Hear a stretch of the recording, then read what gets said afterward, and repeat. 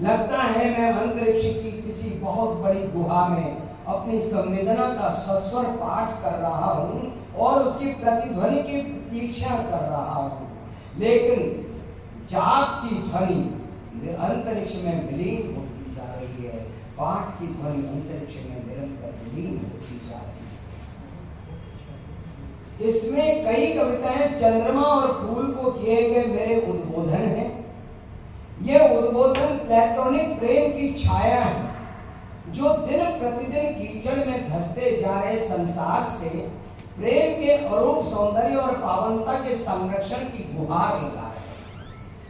प्रकृति की स्वायत्तता के प्रति पैशाचिक खिलवाड़ कर रहे मनुष्य और समाज को धिक्कार रहे। तो इन्हीं में से मैंने आज के मंचन के लिए 15 कविताएं चुनी हैं। इनको भी मैं संक्षेप में बता दूं ताकि निर्देशकी के बारे में आगे कोई बात न करना पड़े। प्रस्तुत काव्य नाटक नाट्य मंचन हेतु मैंने संलाप संग्रह से 15 कविताओं का चयन किया। पहली 6 कविताओं का क्रम है उत्कृष्टतम अभिनय, किस पाताल में धंस जाऊं, क्या उसकी विदाई हो गई, क्या मिला तुम्हें कोई ऐसा, कैक्टस पर फूल और बचपन का एक वृत्त काव्य।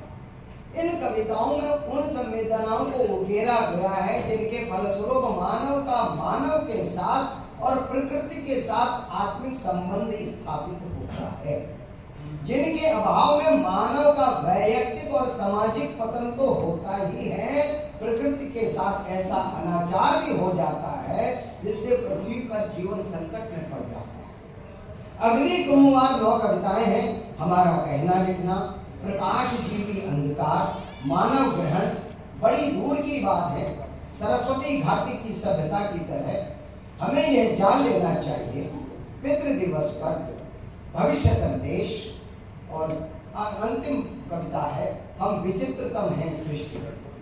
इन कविताओं में प्रकृति और जीवन के प्रति सनातन संस्कृति के मूल दर्शन से पथभ्रष्ट सामाजिक चरित्र को रेखांकित किया गया है। प्रकृति और नैतिक मूल्यों के प्रति शिथिलता, उदासीनता और प्रतिकूलता को उजागर किया गया है।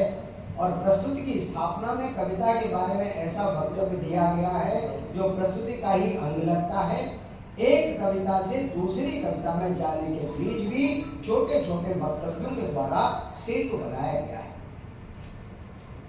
मैं आभारी हूं जितेंद्र मित्तल भाई साहब का कि परम तत्व में विलीन हो जाने के बाद भी वो अपने से जुड़े आयोजन में मुझे रचनात्मक काम करने का अवसर देते रहे।